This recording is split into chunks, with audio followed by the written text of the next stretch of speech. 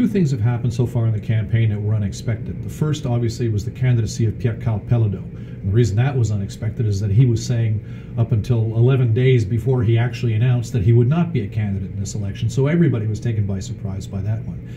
And the second thing is the emergence of sovereignty as an issue so early in the campaign. Usually sovereignty comes up towards the end of a Quebec election campaign, and usually it's the Liberals who bring it up and try and use it against the Parti Québécois.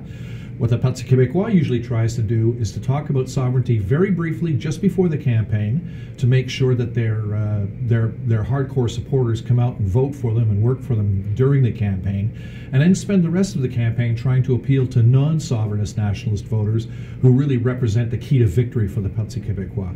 Now, the PQ appeared to be following that strategy in this campaign when they announced just before the campaign that there would be a white paper and a consultation on Quebec's political future if the PQ was re-elected to power.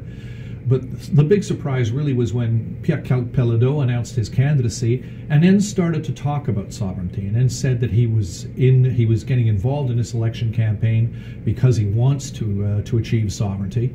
And this caused a considerable amount of excitement among people in the PQ. They started to talk about sovereignty. Pauline Marois started to talk about sovereignty and about things like borders and passports and currency and so on, which is unusual because that's usually the kind of thing that the Liberals talk about or that the Federalist side talks about in a referendum campaign. So the emergence of Pierre Karl Peladeau and the emergence of the sovereignty issue are the two big surprises in this campaign so far. I think, first of all, the Parti Québécois is going to try and get its campaign back off sovereignty and onto more bread and butter issues such as the economy.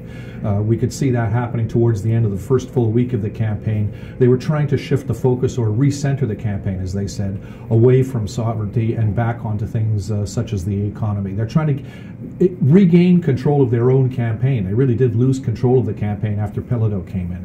And the second thing, of course, is going to be the preparations for the debates. There are going to be two debates in this election campaign. The first is going to be held on Thursday on Radio-Canada, and usually the debates are a key moment in an election campaign. That's really when the voters tune in and pay attention, and their votes are up for grabs. So the first debate, I think, is going to be quite important in terms of getting people to focus on the campaign. Well, Pauline Marois is the most experienced of the leaders in this type of debate, so she appears to have an advantage in that respect. But she's also at a disadvantage because she's the incumbent premier, and therefore she's probably going to be on the defensive in the debates with the other party leaders, the opposition party leaders, attacking her most of the time. And in the past, she has proven to be a good debater, but not a great debater. So this is going to be really a test for her.